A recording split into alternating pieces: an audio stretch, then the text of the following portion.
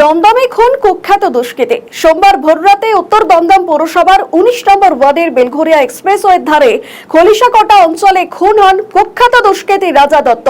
Police সূত্রে খবর, ভোররাতে রাজা দত্ত দুজন সঙ্গীকে নিয়ে বাইকে করে বেলঘরিয়া পাশে খলিশাকোটাতে আসে।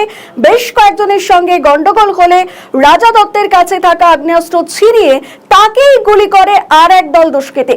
আরজিকর হাসপাতালে নিয়ে গেলে মৃত বলে ঘোষণা করা হয়। আর এই ঘটনায় 5 জনকে আটক করে জিজ্ঞাসাবাদ করছে দমদম থানার পুলিশ।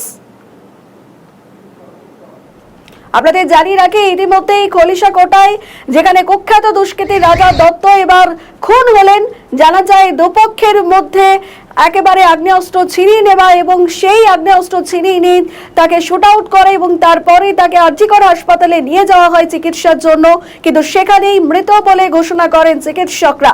ইতিমধ্যেই 5 জনকে আটক করেছে পুলিশ, তাদেরকে জিজ্ঞাসাবাদ চলছে। গোটা এলাকায় থমথমে পরিস্থিতি, কার্যত নিরাপত্তার জন্য গোটা এলাকা ঘিরে ফেলা হয়েছে। ঠিক কি ঘটেছিল এই ঘটনাস্থলে সেটাই খতিয়ে দেখার চেষ্টা করছে পুলিশ। ইতিমধ্যেই 5 জনকে আটক করে জিজ্ঞাসাবাদ করছে দমদম থানার পুলিশ।